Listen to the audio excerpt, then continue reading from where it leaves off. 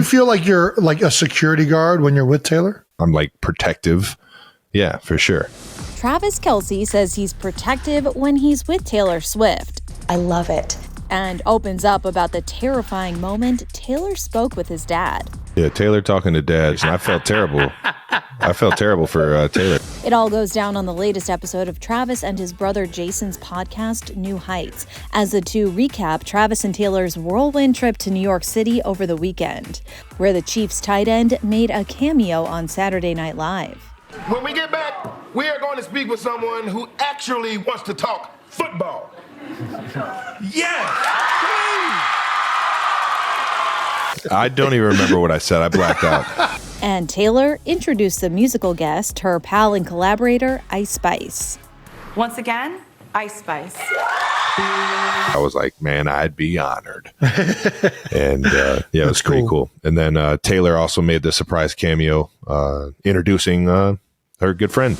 But it was the viral moment where Travis was seen placing his hand on a security guard's back while out on the town with Taylor that had everyone talking. I think he's protecting her. He's taking the lead. He's watching out for her. He knows where he's going to go. He's not wishy-washy. He's very direct.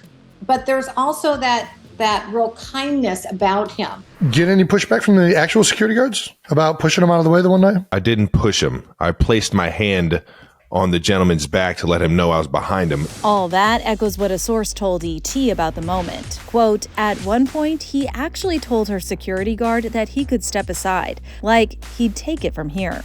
I set myself up on the tee for that one. Do you feel like you're like a security guard when you're with Taylor? I feel like whenever I'm on a date, I'm always like having like the sense of like I'm a man in the situation. I'm like protective. Yeah, for sure.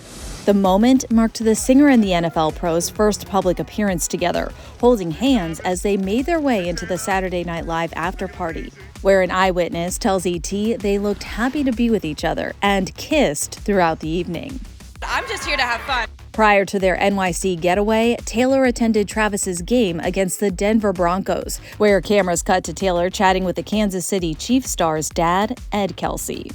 I love the fact that she's more casual. This tells you a lot about the relationship, that the two of them feel very comfortable around one another. Yeah, Taylor talking to dad. You already know. You know dad like I know dad. Which is, he shouldn't be talking to Taylor Swift. This is a terrifying conversation. I felt terrible.